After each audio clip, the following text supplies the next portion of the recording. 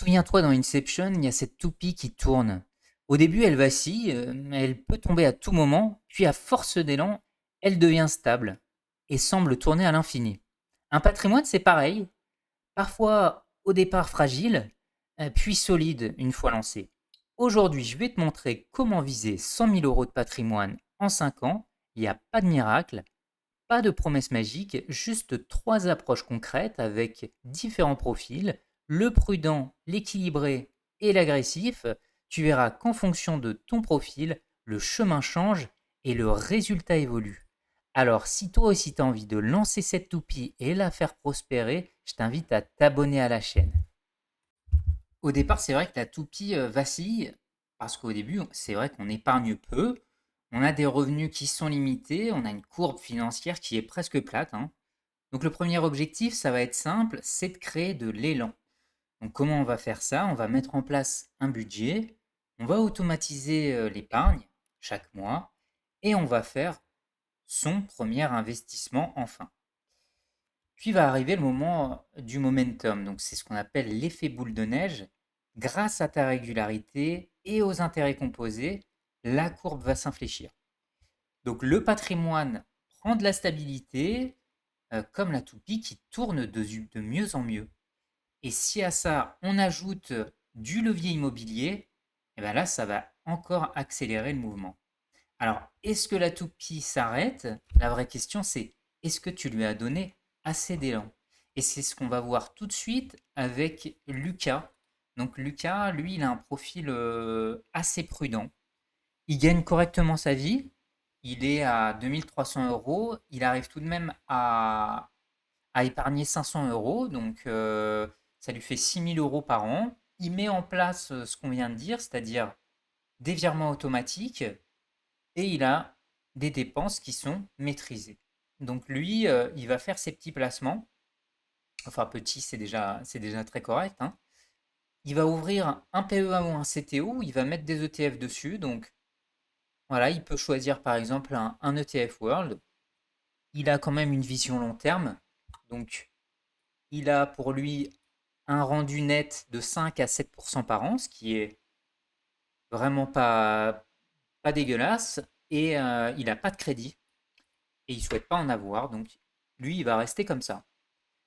Donc au bout de 5 ans, lui, par contre, il va pas réussir à avoir 100 000 euros, il va réussir à avoir entre 40 et 50 000 euros.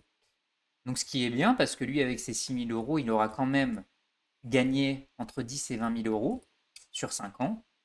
Par contre, il va plus être sur une période de 8 à 10 ans s'il continue sur cette cadence. Donc lui, il ne veut pas s'embêter avec d'autres investissements, il préfère le faire comme ça. Et on passe directement au deuxième profil. Le deuxième profil, c'est Marie. Marie, elle gagne 3000 euros par mois. Elle arrive à épargner 800 euros par mois, ce qui lui fait 9600 euros par an. Elle a en fait réussi à augmenter ses revenus parce qu'elle fait soit des heures sup ou soit un side business, créer des vidéos ou autre. Donc elle se donne les moyens de sécuriser son patrimoine sur 5 ans avec son objectif de 100 000 euros. Elle va un petit peu plus loin que Lucas, qui a un profil plus prudent, pardon. Et donc elle, en fait, elle va faire comme Lucas, 70% dans des ETF avec une vision long terme, mais par contre, elle va investir 30% dans l'immobilier. Donc elle a décidé d'opter pour une stratégie de studio en centre-ville et réussit quand même tout de même à avoir un cash flow neutre, voire légèrement positif, en fait, ce qui veut dire que son studio, le loyer qu'elle perçoit de son locataire permet de couvrir les charges de son crédit, donc permet de couvrir son crédit, mais plus les charges. Donc quand on parle de charges, on parle de charges de copropriété et de taxes foncières, et même ses impôts s'il y a une fiscalité. Donc sur un résultat sur 5 ans, elle arrive à obtenir son objectif qui est de 100 000 euros. On parle là ici de capital de patrimoine en fait, hein. Donc compris, évidemment, elle n'a pas ça sur son compte en banque puisqu'il y a une partie qui est de capital remboursé dans son prêt immobilier, parce que j'ai oublié de dire, mais elle a effectivement fait un prêt immobilier pour créer du levier. Et donc, elle a une valorisation qui est modérée, mais elle a aussi du capital en bourse, puisqu'elle investit quand même une bonne partie en bourse sur des ETF. Et à moyen terme, du coup, elle réussit son objectif de 5 ans pour 100 000 euros. Et lui, on passe directement à Antoine. Donc Antoine, lui, il a une stratégie qui est un petit peu différente, c'est-à-dire que lui, il est beaucoup plus agressif et il veut acheter tout de suite deux biens immobiliers. Il hésite un petit peu entre le studio et la colocation, puis finalement, il se décide d'opter pour la colocation parce qu'il y a un meilleur rendement. Alors, il utilise évidemment le levier bancaire. Donc, le levier bancaire, ça lui permet de financer sa colocation avec travaux, hein. Donc, il se donne aussi les moyens. En parallèle, comme les autres, il investit, mais moins, parce qu'évidemment, il a mis aussi beaucoup d'argent dans ses biens immobiliers. Donc, en parallèle, il fait un DCA de 200 euros par mois sur ses ETF. Donc lui, il a quand même des conditions de réussite parce que, évidemment, là, il prend quand même beaucoup plus de risques. Il se donne des moyens, mais les conditions de réussite, pour lui, ça va être la première chose dans l'immobilier, on le dit et on le redit, la première chose, c'est l'emplacement. Il n'y a pas plus important, il faut avoir un super emplacement, déjà une bonne ville où investir, mais surtout un super emplacement dans la ville où on investit. Donc il se donne aussi les moyens parce que, évidemment, les colocations, il y a beaucoup plus de turnover. Donc il essaie de réduire au maximum la vacance locative. Donc dès qu'il y a une personne qui s'en va, qui donne son préavis, il fait en sorte de mettre son annonce et de trouver des candidats et un locataire qui emménage directement sans laisser de vacances locatives. Il doit aussi gérer, du coup, voilà, toute la partie gestion, assurance, pas si évident. Et ensuite, il doit maîtriser son taux d'endettement. Qu'est-ce que ça veut dire maîtriser son taux d'endettement? En fait, ça veut dire qu'à 35%, les banques ne prêtent plus. 35% de taux d'endettement. Donc pour ça, avec ses investissements, il veille qu'ils soient en cash flow positif pour ne pas être bloqué pour la suite. Car là, pour lui, c'est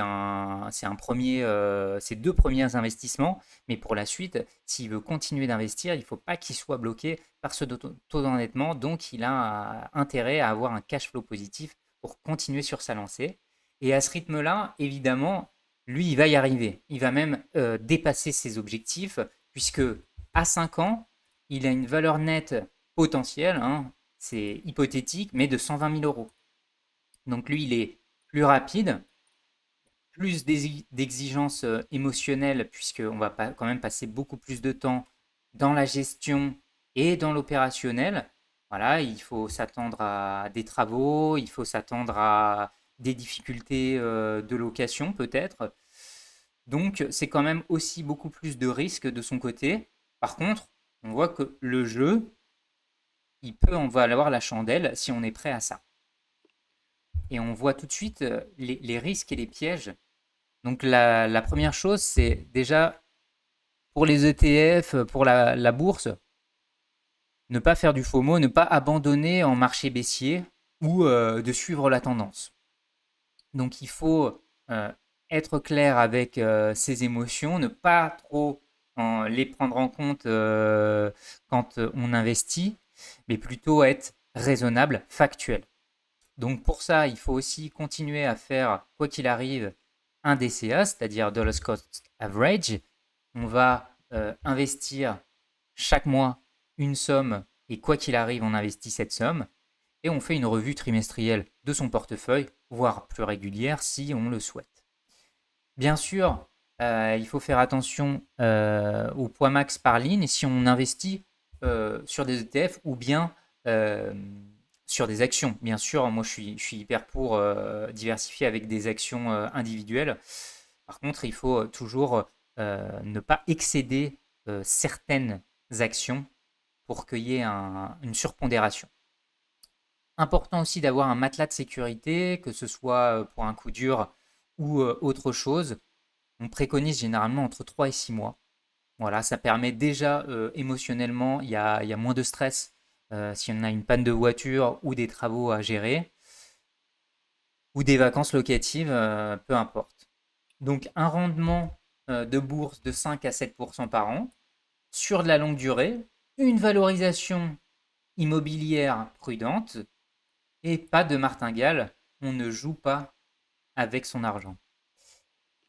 Donc pour résumer, c'est important d'avoir une épargne et pour ça, on automatise d'abord les process.